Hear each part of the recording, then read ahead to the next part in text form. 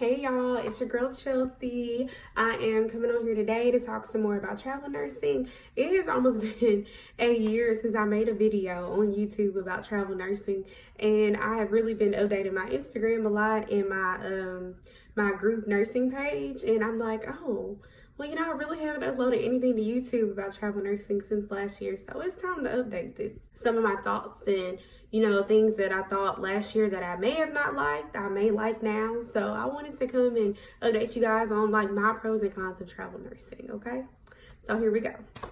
So let's start with the cons. We always want to start with the bad before the good. So let's start with the cons. So the first con for me would be moving. The process of it is what I can't stand.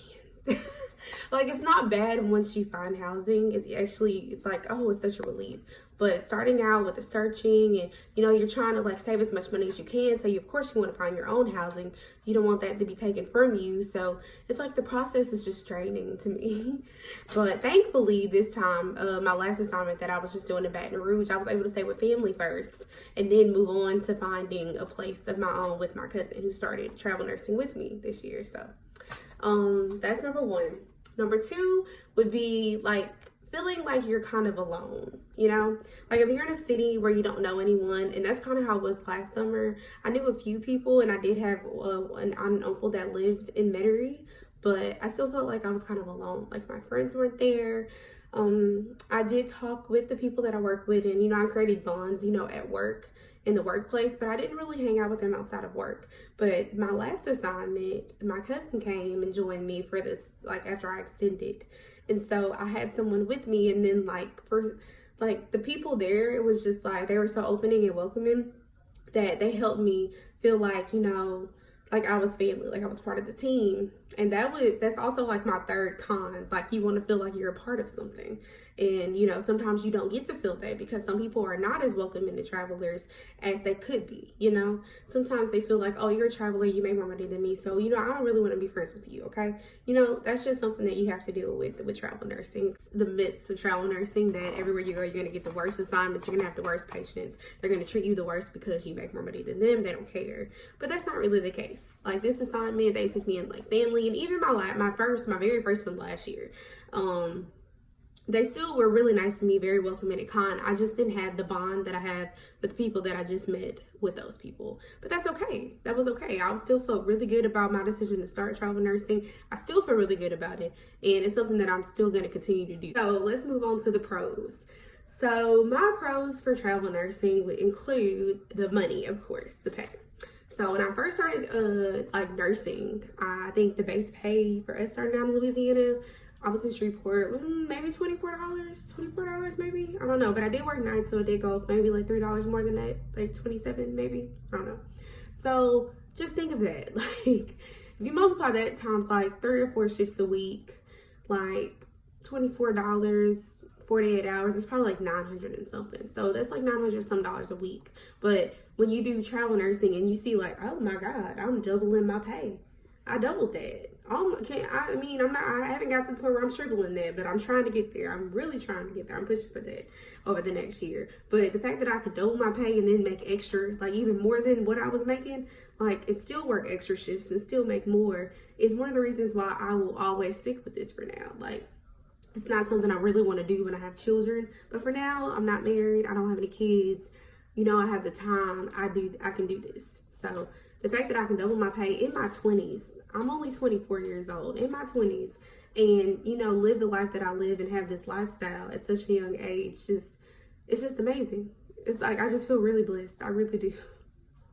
So my second pro is time off, like my breaks. Like I literally just took 2 weeks off just because I can. Like not many people can say that. And every time I sit back and think about it, I'm like, oh my gosh, like thank you, Lord, for this opportunity. Okay. Like I don't have to work the holidays. I can schedule my assignments for all throughout the middle of the year so that I can be off for the holidays that I want to be off for. And don't get me wrong, I do work some holidays. The holiday pay is great. I do that too.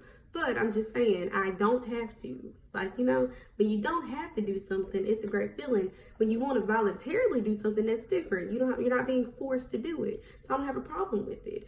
But you know, having the freedom to, you know, make your own schedule and, you know, plan your life out yourself instead of someone else doing it for you, it just makes me feel so much better inside. It really does. It doesn't, you know, it doesn't make me hate the workplace. I love my job. I love what I do.